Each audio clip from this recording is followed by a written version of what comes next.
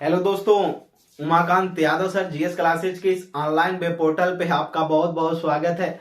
आज के इस सेशन में हम जो बात करेंगे भारत के संविधान के जो भाग 3 है मौलिक अधिकार के बारे में, अनुच्छेद 33 के बारे में। किसके? अनुच्छेद 33 के बारे में बात करेंगे।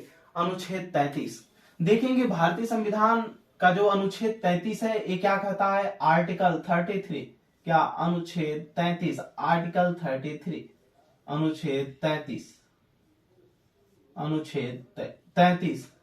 चलिए अनुच्छेद 33 लिखेंगे। इसमें 4 प्रकार के व्यक्ति लिखेंगे। 4 प्रकार के व्यक्ति, 4 प्रकार के व्यक्ति, 4 प्रकार के व्यक्ति, 4 प्रकार के व्यक्ति, 4 प्रकार के व्यक्ति कौन कौन से? 1, 2, थोड़ा दूरी बनाकर लिखेंगे, ठीक, 2, 3 और 4। इसमें जो 4 प्रकार के व्यक्ति आ रहे हैं कौन? पहला कानून व्यवस्था, कानून व्यवस्था से संबंधित, ठीक, कानून व्यवस्था से संबंधित व्यक्ति। किससे? कानून व्यवस्था से संबंधित व्यक्ति। दूसरा जो आता है इसमें वो आता है क्या? सशस्त्र बल, सशस्त्र बल, ठीक, सशस्त्र बल, जिसमें क्या आता है? सेना के लोग आते हैं, ठीक। कानून व्यवस्था में कौन आएगा? जैसे डीएम है, पुलिस है, ये लोग आएंगे।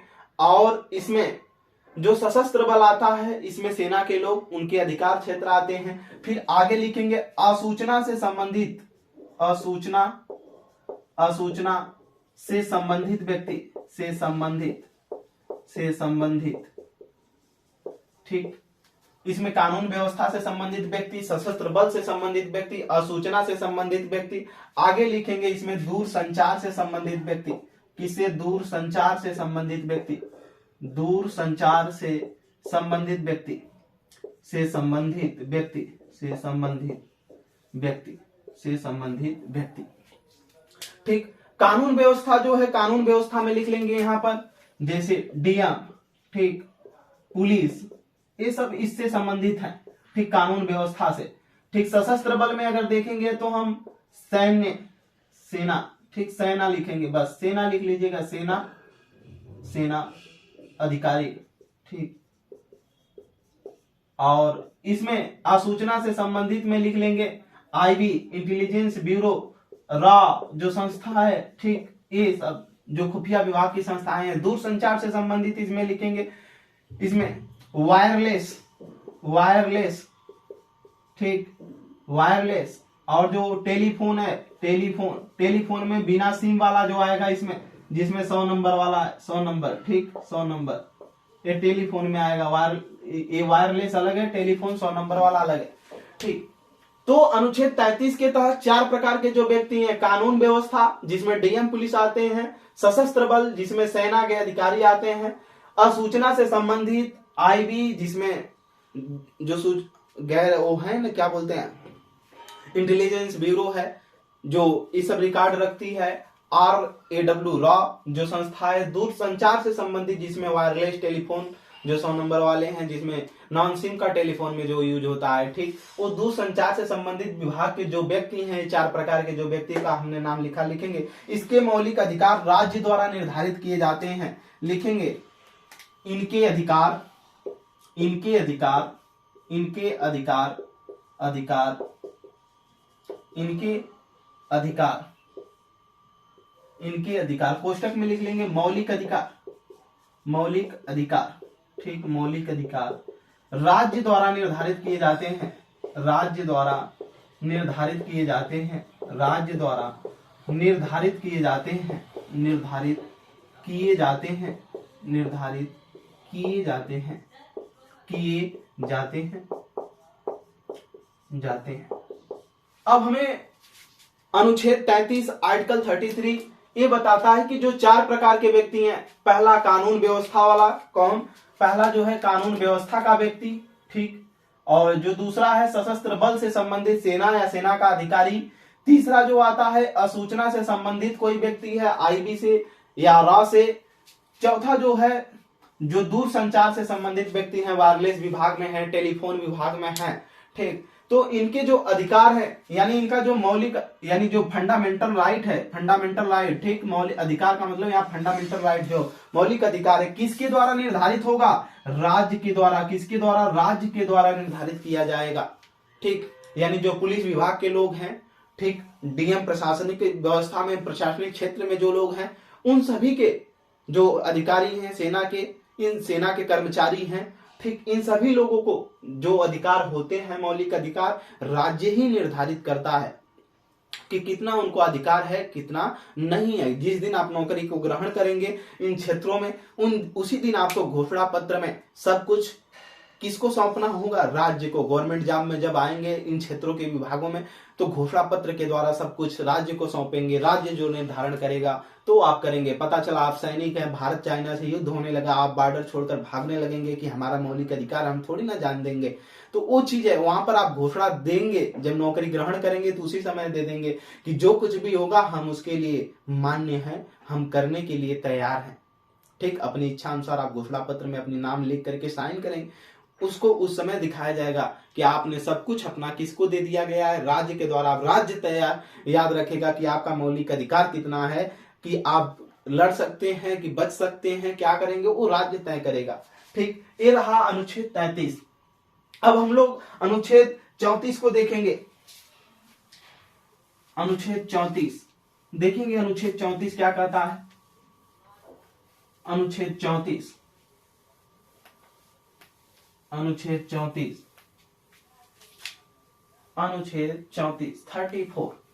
आर्टिकल 34 अनुच्छेद 34 लिखेंगे। अनुच्छेद 34 34 ठीक। अनुच्छेद 34 आर्टिकल 34 अनुच्छेद 34 यह जो है यह सैनिक जो कानून लागू हो, ठीक, तो वहां पर फंडामेंटल राइट क्या किया जा सकता है? कम किए जा सकते हैं। लिखेंगे यदि सैनिक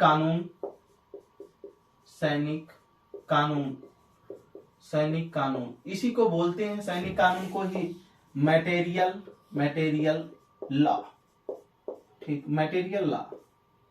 मटेरियल यदि सैनिक कानून लागू हो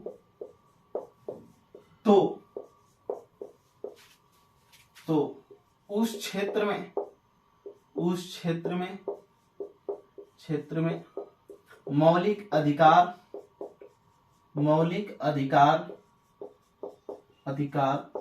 कम किए जा सकते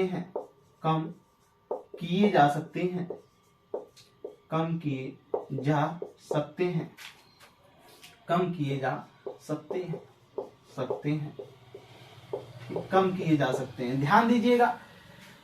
यदि सैनिक कानून क्या होता है? मटेरियल लॉ, ठीक। ये मटेरियल लॉ क्या है? ठीक, जब कोई भी क्षेत्र भारत राज्य के अंदर कोई भी क्षेत्र है और वो अशांति का कुछ बहुत लंबे समय के लिए शिकार हो जाए, जैसे जम्मू कश्मीर में जो आतंकवाद का एक पहरा था हमेशा पहले, जब तक 370 नहीं हटे हुई थी, ठीक। तो अगर कोई अशांति का क्षेत्र है, ठीक, अशांति वाले क्षेत्र पे जब बहुत ज्यादा अशांति फैल जाती है, अराजकता आतंकवाद फैल जाता है, तो उस क्षेत्र को किसको हाथ में दे दिया जाता है? सेना के हाथ में दे दिया जाता है। वहां का पूरा नियंत्रण सेना के हाथ में दिया जाता है। तो जो नियंत्रण दिया गया है उस नियंत्रण के हिसाब से वहां पर जो कानून लागू करेंगे, जो कानून चलाएंगे वो सेना चलाएगी, सेना के अधिकारी चलाएंगे, उसी को हम बोलते हैं सैनिक कानून, मटेरियल लॉ। ये लागू उसी क्षेत्र में होगा और लागू होगा जब सेना का जब कानून लागू हो जाएगा तो उस समय जो मौलिक अधिकार है क्या किया जा सकता है? कम किया जा सकता है। यानी अनुच्छेद 34 यही कहता है कि जब कहीं भी सैनिक कानून लागू हो, सैनिक कानून वहीं लागू होगा जहां पर भारत का कोई भी हिस्सा क्षेत्र अशांति का जब बहुत लंबे समय तक शिकार हो गया हो या हो रहा है, ठीक, लंबे समय से अशांति का शिकार है, ठीक, और वहां पर जब सेना लगाई जाएगी तो संपूर्ण जो वहां का नियंत्रण होगा, शासन प्रशासन होगा, सब कुछ सेना को सौंप दिया जाएगा। तो सेना अपने विधि के द्वारा क्या करेगी? शासन वहां पर करेगी, वहां पर नियंत्रण स्थापित करेगी, तो उसको सैनिक कानून बोला जाएगा। यह उस क्षेत्र में जब लागू किया जाएगा सैनिक कानून, सेना को नियंत्रण दे दिया जाएगा, तो उसमें क्या किया जा सकता है, मौलिक अधिकार को कम किया जा सकता है। इसके लिए आप न्यायालय नहीं जा सकते हैं। ये अनुच्छेद 34 पहले ही बता देता है कि आपको न्यायालय जाने की जरूरत नहीं है। आगे देखेंगे अनुच्छेद 35 क्या कहता है, आर्टिकल 35, अनुच्छेद 35, अनुच्छेद 35, अनुच्छेद 35, ठीक। अनुच्छेद 35 क्या कहता है, देखेंगे, लिखेंगे। एक आता है जो मौलिक अधिकार के संबंध में कानून बनाने का अधिकार केवल किसको है, संसद को है। लिखेंगे इसमें मौलिक अधिकार, मौलिक अधिकार के संबंध में, मौलिक अधिकार के संबंध में, मौलिक अधिकार के संबंध में, मौलिक अधिकार के संबंध में, संबंध में कानून बनाने का अधिकार, कानून बनाने का अधिकार, बनाने का अधिकार, कानून बनाने का अधिकार केवल संसद को है, केवल संसद को है। किसको है, केवल संसद को है, केवल संसद को है, ठीक। जो अनुच्छेद 35 यानी अनुच्छेद 35 कहता है कि जो मौलिक अधिकार है इसके संबंध में अगर कोई भी कानून बनाने की बात आती है, ठीक, कानून बनाने का जो अधिकार क्षेत्र है, ठीक, कानून बनाने का जो इसको पास अधिकार है वो किसको है, केवल किसको है, संसद को है, ठीक। और संसद भी अगर इसमें कहीं भी मौलिक अधिकार का ऐसा कानून बना दे कि हनन होती है तो उसके लिए फिर हम अनुच्छेद 32 का प्रयोग करके सुप्रीम कोर्ट, अनुच्छेद 226 का प्रयोग करके हम हाई कोर्ट में जा सकते हैं। पूछा जाता है ये अनुच्छेद 12 से लेकर के 35 तक हम लोगों ने मौलिक अधिकार को पढ़ा भाग 3 के अंतर्गत, जो कि एक बृहद टॉपिक और महत्वपूर्ण इंपॉर्टेंट परीक्षा की दृष्टि से भी, ठीक, जो खत्म हुआ। भाग 3 को ही भारतीय संविधान में मैग्ना कार्टा कहा जाता है। क्यों कहा जाता है मैग्ना कार्टा या अधिकार पत्र, हमने इसको स्टार्टिंग में ही बताया था मौलिक अधिकार के पहली क्लास में, ठीक। ये कितना उपयोगी है, क्यों जरूरी है मौलिक अधिकार, मौलिक अधिकार और मानवाधिकार में अंतर क्या है, इसको भी हमने पहले ही बता दिया, ठीक। और कहां से इसको हम कैसे न्याय पा सकते हैं, कौन कौन से अधिकार बालकों को दिए गए हैं, कौन कौन से अधिकार नागरिकों को दिए गए हैं, कौन कौन से अधिकार विदेशियों को दिए गए हैं, इन सारी चीजों को हमने बीच में सब कुछ बताया। इसके साथ साथ पूछा जाता है कि हमारे मौलिक अधिकार का हनन कब कब हो सकता है, तो 2 अनुच्छेद, एक आर्टिकल आता है मौलिक अधिकार का, फंडामेंटल राइट का जो हनन की बात आती है, ठीक। इसको तो अभी हम आगे पढ़ेंगे ही, लेकिन यहां पर थोड़ा सा बस समझना, फंडामेंटल राइट हनन की जब बात आती है इसको कब कब लिया जा सकता है, तो फंडामेंटल राइट में आर्टिकल जो अनुच्छेद 358 आता है, एक आता है कि जब देश में, ठीक, युद्ध या बाह्य आक्रमण की तरीके से, ठीक, आंतरिक अशांति हो, ठीक, या बाह्य आक्रमण हो जाए, ऐसे समय में अनुच्छेद जो 19 है, ठीक, आर्टिकल 19 क्या हो जाता है, स्वतः निलंबन हो जाता है। इसका स्वतः क्या हो जाता है, निलंबन हो जाता है, स्वतः निलंबन हो जाता है। आर्टिकल 359 कहता है कि जब ऐसा राष्ट्रीय आपातकाल स्थिति हो, ठीक, युद्ध हो या बाह्य आक्रमण हो या सशस्त्र विद्रोह हो जाए, ठीक, आंतरिक अशांति की जगह पे बाद में सशस्त्र विद्रोह जोड़ा गया, तो सशस्त्र विद्रोह हो जाए, ठीक, इंदिरा गांधी की सरकार के बाद ही इसको जोड़ा गया सशस्त्र विद्रोह। तो 44वें संविधान संशोधन में बताया गया कि आर्टिकल जो 359 है इसके तहत जो आर्टिकल 20, अनुच्छेद 20, 21, ये जो 2 अनुच्छेद है इनको क्या किया जा सकता है, अनुच्छेद 20 और 21 को निलंबित नहीं किया जा सकता है। ये हमेशा के लिए क्या रहेंगे, फ्री रहेंगे, स्वतंत्र रहेंगे, इनको खत्म नहीं किया जा सकता। अब अनुच्छेद 20 क्या है, अनुच्छेद 21 क्या है, इन सारी चीजों को हम बता चुके हैं, ठीक। इस प्रकार की बृहद जानकारी एवं बेहतरीन तरीके से क्लास को पॉइंट टू पॉइंट समझने के लिए, ठीक, ऑनलाइन टेस्ट सीरीज प्राप्त करने हेतु हमारे Umakant Yadav sir GS classes में जुड़े, हमारे चैनल को सब्सक्राइब करें, ज्यादा से ज्यादा चैनल को शेयर करें, लाइक करें, एक दूसरे तक पहुंचाएं, ठीक।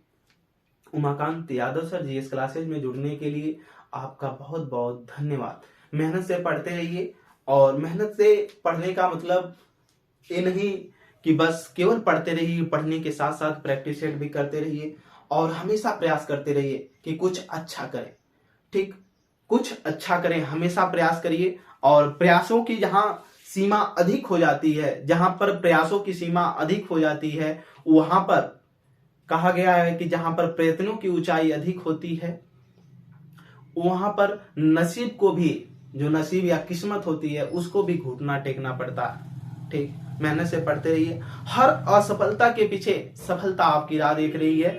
मेहनत से पढ़िए और उम्मीद जो एक है इसको बनाए रखिए, उम्मीदों को कभी टूटने मत दीजिए। क्योंकि एक जो पेड़ होता है ना, जब उसको पानी सींचता है तो उसको जो पानी सींचता है तो उसकी एक उम्मीद होती है कि ये बड़ा होगा। इसीलिए जब पेड़ को पानी के अंदर डाला जाता है काट करके, तो लकड़ी को डूबने नहीं देता, शायद उसकी उम्मीद है, क्योंकि उसने जिंदगी भर उस चीज को पाला है। तो आप भी अपने माँ बाप की एक उम्मीद है, और इस उम्मीद को टूटने कभी मत दीजिए। मेहनत से पढ़ते रहिए। कामयाबी एक दिन में नहीं मिलती, लेकिन एक दिन जरूर मिलती है, ठीक। मेहनत से पढ़िए और मंजिल मिले या न मिले, हरिवंश राय बच्चन ने जो लिखा था लाइन कि मंजिल मिले या न मिले, ये तो मुकद्दर की बात है, और हम कोशिश भी ना करें एक गलत बात है, ठीक। प्रयास हमेशा करना चाहिए, और तब तक प्रयास करना चाहिए, जो स्वामी विवेकानंद की लाइन है कि लक्ष्य तक न दाएं मुड़ो न बाएं मुड़ो, तब तक प्रयास करते रहो जब तक लक्ष्य तक न पहुंच जाओ। Umakant Yadav sir GS classes में जुड़ने के लिए आपका बहुत बहुत धन्यवाद।